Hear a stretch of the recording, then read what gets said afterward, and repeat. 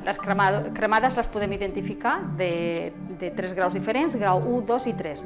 Al grau 1 tenim una zona en què la pell està intacta, no hi ha pèrdua de la integritat cutània, que en diem nosaltres, sí que hi ha una pell que està envermellida, està eritematosa i està dolorosa. En els de segon grau poden aparèixer aflictenes, és a dir, les ampolles típiques, inclús pot haver-hi una miqueta de pèrdua de la pell.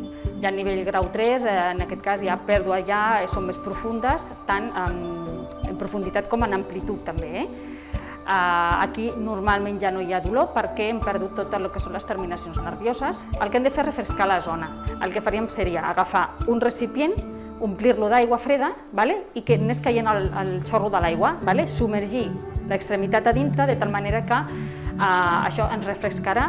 Mantindre-la aquí ficada durant 5-10 minuts. Si no hi ha pèrdua de la integritat cutània, és a dir, si no hi ha ferida ni res, aplicaríem també, com ara en el de segon grau, també posaríem, si tenim a casa, silvederma o furacin. Són 2 pomades específiques per cremades.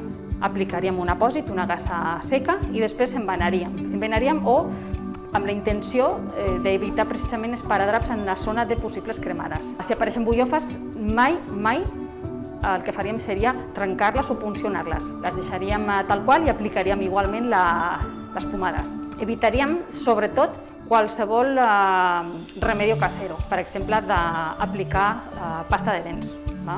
No, perquè això interferiria, inclús podria fer una evolució negativa en la curació de la ferida, de la cremada.